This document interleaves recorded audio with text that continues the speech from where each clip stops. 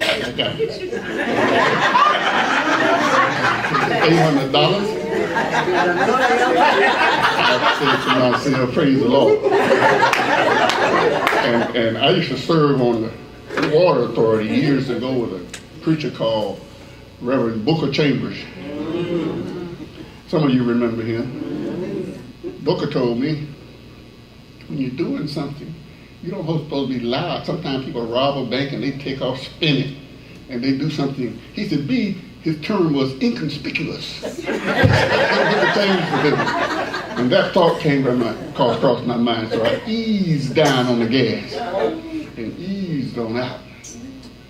Made my right turn on Gray Highway and headed on out. Just smiled at my son and said, how did you get the money and you still have your check? I say, first at the bank, they made a mistake. That's what happened, they made a mistake. He said, when are you going to take it back? I said, take it back?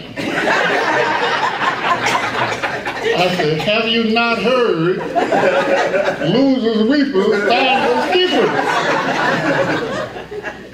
My son said, the Sunday school teacher at Swift Creek Baptist Church said that if a little boy drops a quarter, girl, and you see it, and you pick it up, and you keep it, it's the same as stealing. Who's your teacher? But he said, that's what she said, and he was waiting for me to respond. I was thinking. So I said, I got to take this hog across town, because we don't want him to spoil in my car. And I got a couple more stops. They probably have me fill out all kind of papers. So I will talk to you. We'll come back and take it. He just sat in the car, and I went to all kind of places. Across town, went to the post office box, went everywhere. And then he asked me, when you taking the money back?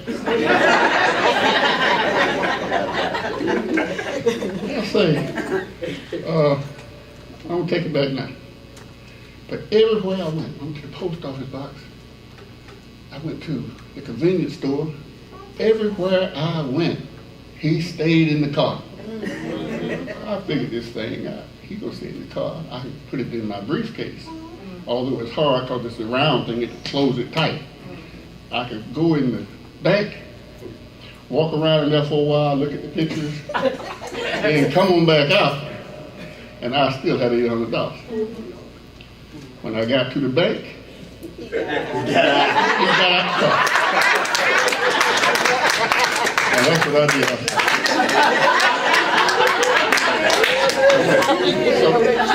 So I go in the bank. They didn't have a black person working there. Not one. Trust company. It wasn't a trust company then, they called it First National or something else then. Not one black person. I said, I know I should keep this money. I had my son with me. And so I went on where the manager was and talked to the manager and told the manager that they made a mistake and sent me the money, the $800. He called a white woman. Miss Jones, come in for a minute, please. And she came in there, her eyes was all red, tears all in her eyes and everything. And she said, yes, sir, Mr. Williams. He said, this young man and his son, I was in my 20s then, late 20s. This young man and his son, the money back that you sent to the wrong teller. And she started, jumped up and down. She must have been about 50 or a little under. She jumped up and down and went over there and grabbed me, white woman grabbing me, hugging me, tears running down her cheek. I'm feeling wet all over me from her crying. And she said, I was going to lose my job and I won't have to pay it back. And the manager was happy because he didn't have to fill out the paper. They gave my son some candy and he was just smiling. Everybody in that room was smiling except me. I was very, very upset. I left, went home, told my wife. She said, you did the right thing. You know you did the right thing. I said, I did the right thing. Why do I feel so bad? But she bent over and kissed me on the cheek. You did the right thing. That's what you're supposed to do. And I remember as a child, my father used to tell me, the children are watching you. They watch what you do. You don't know they're watching you, but they're watching you. And I'm happy to say, he ain't stolen nothing. He hasn't been in jail. He don't have no records. Now, what would have happened if I'd have got that quick? $800. Right and wrong, all of those things could have changed your perception. I've talked to so many black people and told them the story, and most of them say, I would have found out some way to keep that money. But I didn't.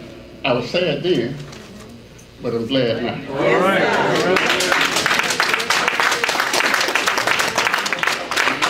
And if we want to stop the constant going to the bank, going to jails, our children going in and out of prison and in and out of places and doing things wrong, we have to do something ourselves. That's right.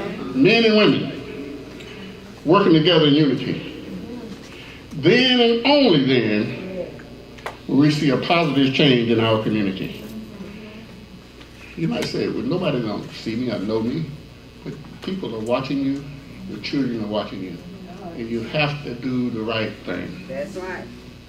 Till we all, now I want to say a word or two about we all, have been talking to someone and we related to you our childhood experience.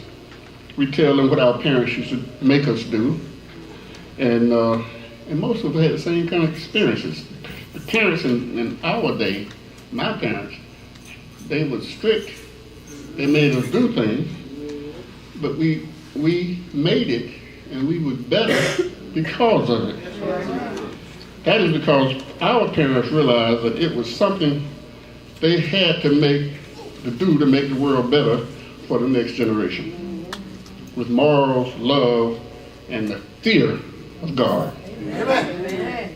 You can remember that every night when you got ready to go to bed, you were required to say your prayers. You had to get down on your knees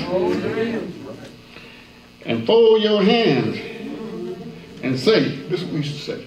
I don't know how many of you said it, but this is what we used to say. Now lay me down to sleep. I pray the Lord my soul to keep. If I should die before I wake, I pray the Lord my soul to take. And then we would say, God bless Mama, God bless Dad. How many folks are doing that now? How many are saying it now? Are teaching their children that now? Our parents understood the power of we all. We need to get back to that. When we all vote the right way, we can change some things. Yes, sir. When we love the right way, it is unlimited what we can do and must do. We all must work together. Now, I just want to say a word about in the unity of the faith. Apostle Paul wanted us to know what our faith was and is.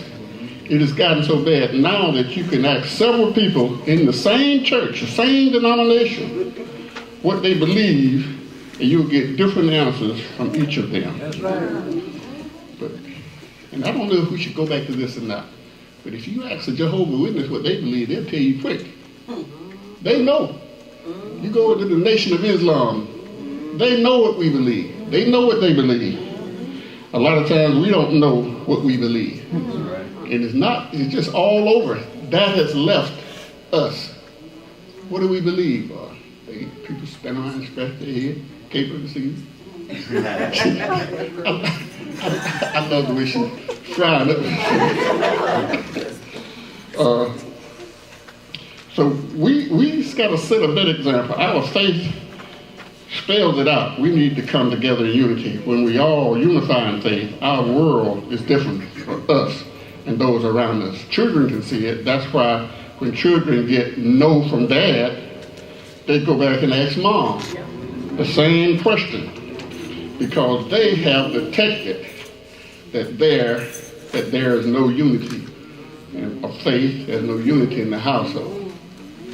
We can do better in order to leave a better church and a better home for those we leave behind.